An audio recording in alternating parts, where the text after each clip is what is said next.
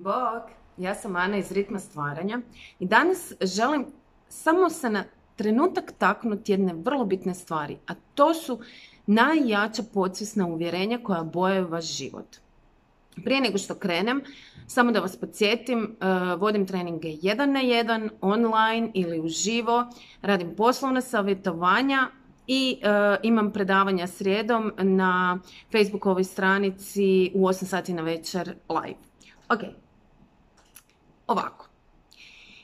Pogledajte što manifestirate i recite mi kada bi to dobili, kako bi se osjećali. Ajmo reći da bi bili jako zadovoljni. Pardon. Koliko dugo? Zašto vas to pitam?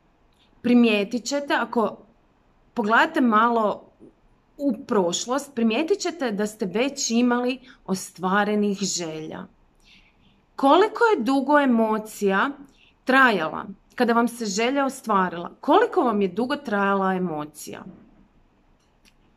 Stvar je u tome da mi većinom imamo izrazito jaka nesvjesna uvjerenja koja bojaju naš život, a mi toga uopće nismo svjesni. Recimo, ako imate uvjerenje da život nije fair, ili da vas se ne cijeni kao osobu, ili da nemate sreće, ili da ste nebitni, vi ćete možda hodat apsolutno nesvjesni toga i manifestirati dobar posao.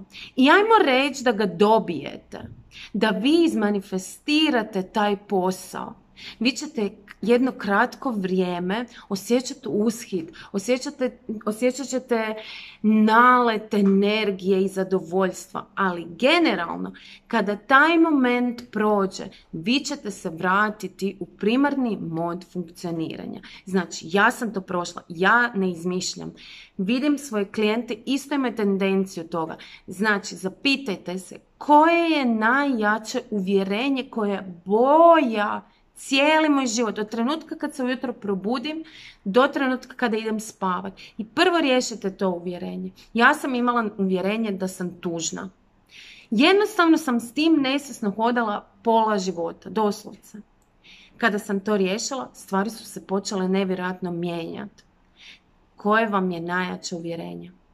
Paralelno s tim, kreirajte što god želite, ali iskreirajte sami sebi da ste sretni.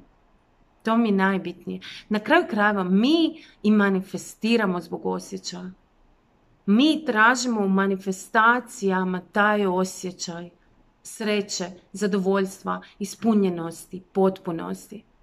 Pa zašto ne bi onda paralelno dok manifestiramo neki događaj ili novac ili osobu, paralelno kreirali da smo sretni ili da smo potpuni ili ispunjeni ili zadovoljni, da je život lijep.